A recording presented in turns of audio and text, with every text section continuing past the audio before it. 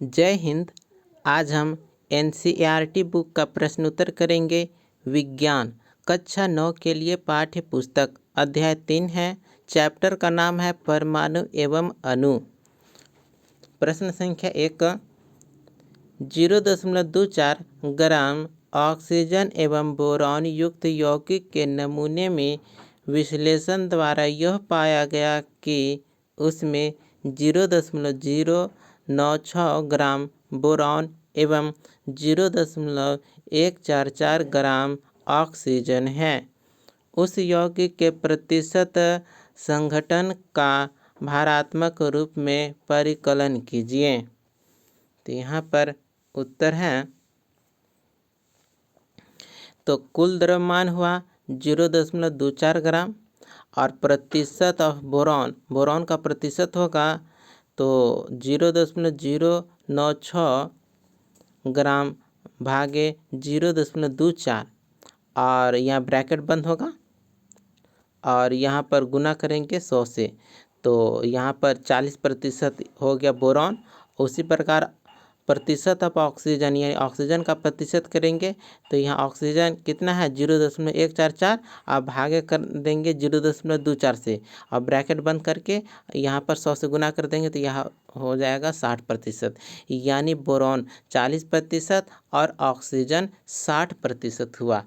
तो इसमें यदि फॉर्मूला करेंगे तो B3O2 ये आपका फॉर्मूला बनेगा। प्रश्न संख्या 2, 3 ग्राम कार्बन 8 ग्राम ऑक्सीजन में जलकर 11 ग्राम कार्बन डाइऑक्साइड निर्मित करता है। जब 3 ग्राम कार्बन को 50 ग्राम ऑक्सीजन में जलाएंगे तो कितने ग्राम कार्बन डाइऑक्साइड का निर्माण होगा? आपका उत्तर रासायनिक संयोजन के किस नियम पर आधारित होगा? तो यहाँ पर उत्तर देखिएगा। प्रतिक्रिया इस प्रकार से है कि कार्बन और ऑक्सीजन मिलकर के कार्बन डाइऑक्साइड का निर्माण करते हैं। ये हो गया प्रतिक्रिया, जिसमें से 3 ग्राम कार्बन के साथ कार्बन डाइऑक्साइड का द्रव्यमान पहले से ज्ञात है 11 ग्राम। 50 ग्राम ऑक्सीजन में ऑक्सीजन अधिक मात्रा यानी एक्सेस में है, इसलिए 3 ग्राम कार्बन पूरी तरह 8 ग्राम ऑक्सीजन से ही अभिक्रिया कर 11 ग्राम कार्बन डाइऑक्साइड बनाएगा और शेष ऑक्सीजन बच जाएगा।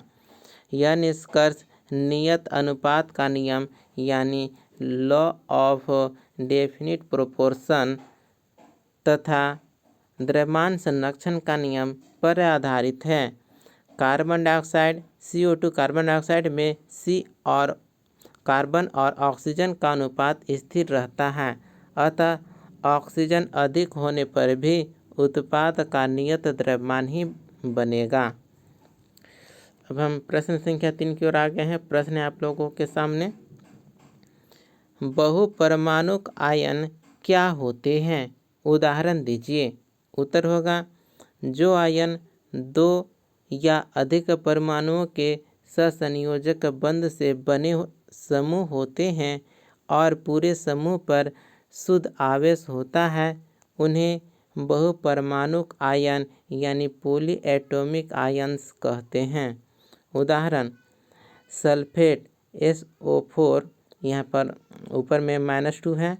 नाइट्रेट NO3 और पावर में -1 है। कार्बोनेट CO3 और ऊपर में आयन होगा -2। अमोनियम NH4 ऊपर में +1 आयन होगा। ये सभी है बहुपरमाणुक आयन। प्रश्न संख्या 4, प्रश्न है आप लोगों के सामने कि निम्नलिखित में रासायनिक सूत्र लिखिए। ए में मैग्नीशियम क्लोराइड, तो मैग्नीशियम Mg और ऊपर में +2 होगा और क्लोरीन Cl और ऊपर में -1 होगा, तो यहाँ पर MgCl2 हो जाएगा। बी में कैल्शियम क्लोराइड, तो कैल्शियम में 2 धन आयन हैं, तो कैल्शियम +2 और क्लोरीन में 1 ऋण आयन है, तो क्लोरीन Cl-1 और यहाँ पर फॉर्मूला बनेगा, रासायनिक सूत्र बनेगा CaCl2। सी नंबर में कॉपर नाइट्रेट, तो सामान्यतः कॉपर 2 यानी कॉपर में 2 धन आयन है तो Cu+2 का लवण लिया जाता है और यहाँ पर बनेगा कॉपर नाइट्रेट CuNO3 का हॉल्टवाइज। ठीक है।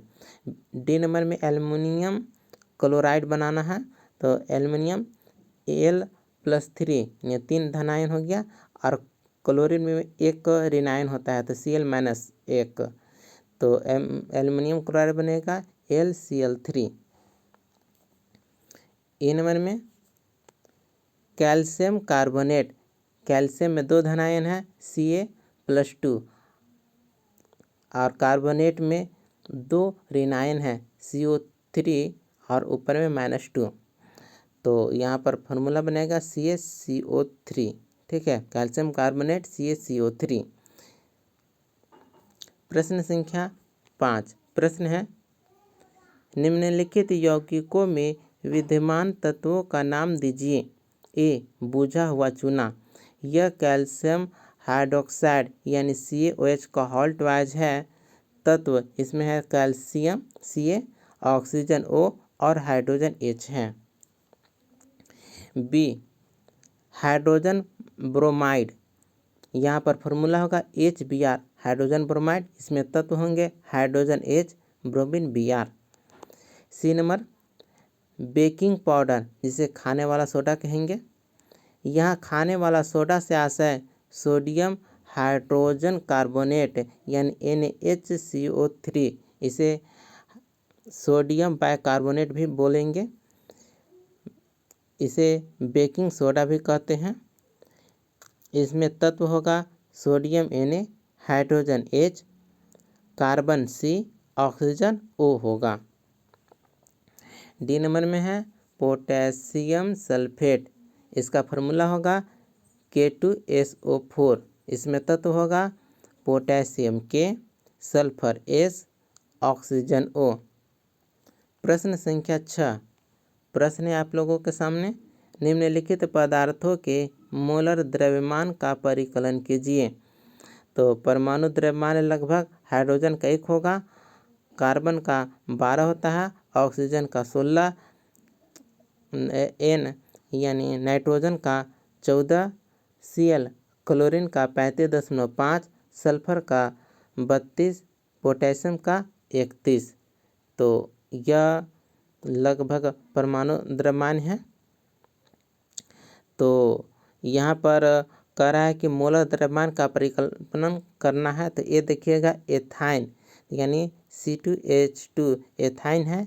तो यहाँ पर देखिएगा कि C कार्बन का कितना है 12, तो इसमें 2 तो 2 गुने 12 हो जाएगा। हाइड्रोजन का 1 है तो 2 गुने 1 कर देंगे, तो यहाँ पर टोटल हो जाएगा 26 ग्राम पर मोल। बी नंबर सल्फर अणु, तो साधारण अवस्था में सल्फर का अणु S8 माना जाता है। तो सल्फर में S8 ऐसा अणु है तो 8 गुने सल्फर का 32 होता है द्रव्यमान, तो 8 गुने 32 तो 256 ग्राम पर मोल हो गया।